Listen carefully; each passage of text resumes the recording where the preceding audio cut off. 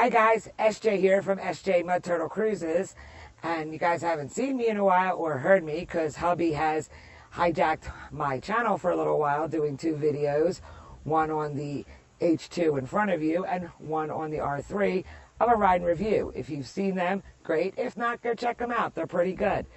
Anyway, today we decided to put on the H2 a pigtail charging point. So it makes it a lot easier to charge the bike. Now, I should have recorded the whole thing of us putting it on, but my brain was not working, and I wanted to get it done because we got rain coming. So I got the idea to video this after the fact, so we'll just talk about it, and I'll give you an idea of what we did. What we did to get to the battery on this bike is we had to remove the passenger seat, and we had to remove the rider seat. Now, your bike might be different. Whatever you have to do to expose the battery, go ahead and do it. Then what we have to do is you have to remove the negative and positive cables from the battery.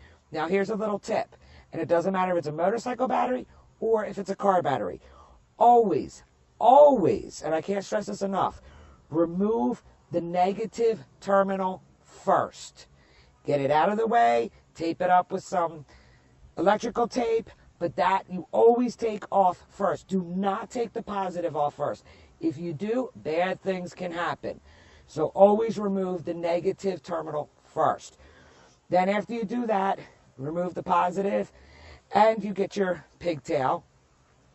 And we have a pigtail here that has a fuse. This is the positive side. If it has a fuse like this, that is the positive side of the wire. This has a 7.5 fuse in it. So we hook them up, negative to negative, positive to positive. And then we routed the wire down, if you can find a space, put the frame and your fairings down underneath, and had it come out here on the side, right here on the side. And then what we did was we wire tied it, or zip tied, whichever you want to call them, the little port to the frame here. It's out of the way, and you want to make sure it's out of the way. Don't pick somewhere where your leg might touch it or a passenger. Try to get it out of the way. And now it sits right here, and it's real easy. You just pop the little top off, and boom, add in and your charger, and you're charging the battery. Or you can get an adapter for these, and you can charge your phone, your camera. If you have a communication system on your helmet, you can charge that. And then when you're done, you just pop it back on. Now what you do is when you are putting the negative and positive back on to the battery, you always start with the positive. You put the positive on and then you put the negative on.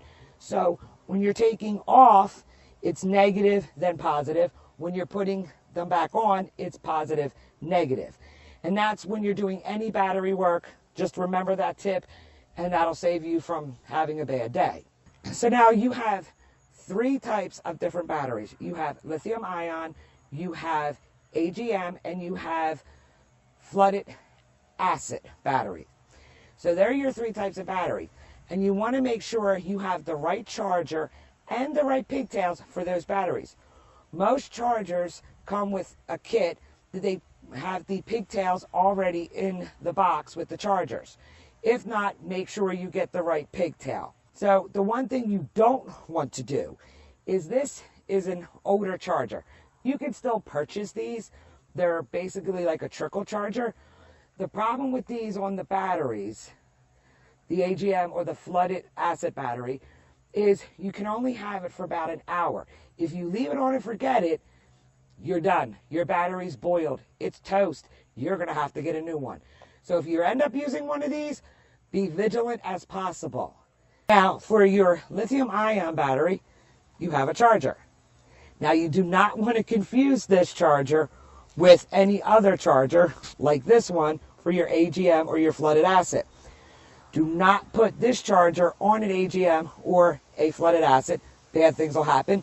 And same with this on a lithium-ion. Make sure you get the right chargers for the right batteries. These are battery tenders. They seem to be pretty good, and they're floating chargers. So you can leave them on, go out, but I would be careful with the lithium ion. Maybe I wouldn't be too keen on leaving this on too long. I might want to monitor this because we all know about lithium-ion batteries. But on this one, for AGM or flooded acid, leave it on. It'll just go to a floating charge and everything will be fine.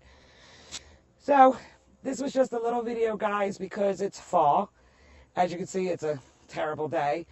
And winter's coming up and we're all going to be storing our bikes. And I figured it's a good tip, instead of having to take off a seat or whatever to get to the battery, to maybe charge it with a battery charger, you know, with clamps, or what some people do, and I do not recommend this with any internal combustion engine, is starting the bike and letting it idle, trying to charge the battery. That is not good for the motor. You need to ride or drive an internal combustion engine. You just can't let them sit. Bad things will happen to them. I hope you guys learned something and enjoyed this video. And if you did, hit the like button. If you like my channel, hit the subscribe button. And don't forget, if you're a subscriber, to hit that bell so you're notified every time I upload a video.